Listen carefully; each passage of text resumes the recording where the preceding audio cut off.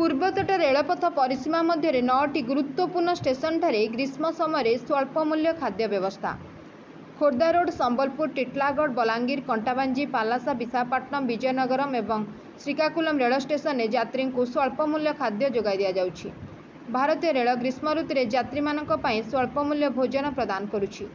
ସ୍ୱଳ୍ପ ମୂଲ୍ୟ ଭୋଜନ ସହଜ ଉପଲବ୍ଧ ନିଶ୍ଚିତ କରିବାକୁ ପ୍ଲାଟଫର୍ମରେ ସାଧାରଣ ଦ୍ୱିତୀୟ ଶ୍ରେଣୀ ଜିଏସ୍ କୋଚ୍ ନିକଟରେ ସୁବିଧାଜନକ ଭାବରେ କାଉଣ୍ଟରରେ ଉପଲବ୍ଧ।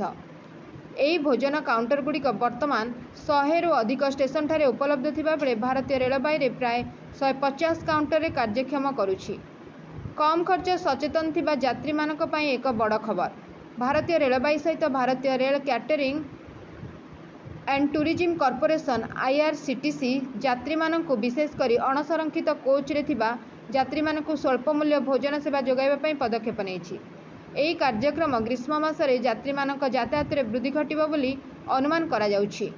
ଭାରତୀୟ ରେଳବାଇରେ ଅଣସଂରକ୍ଷିତ କମ୍ପାର୍ଟମେଣ୍ଟ ଜେନେରାଲ କ୍ଲାସ କୋଚ୍ରେ ଯାତ୍ରା କରୁଥିବା ବ୍ୟକ୍ତିମାନେ ବା ଯାତ୍ରୀମାନେ ସମ୍ମୁଖୀନ ହେଉଥିବା ଆହ୍ୱାନଗୁଡ଼ିକୁ ସ୍ୱୀକୃତି ଦେଇଛି, ଯେଉଁମାନେ ସର୍ବଦା ସୁବିଧାଜନକ ଏବଂ ବଜେଟ୍ ଅନୁକୂଳ ଭୋଜନ ବିକଳ୍ପ ପାଇପାରନ୍ତି ନାହିଁ। ଏହି ପଦକ୍ଷେପ ଏକ ଦ୍ୱୈତ ଆଭିମୁଖ୍ୟ ପ୍ରଦାନ କରୁଛି।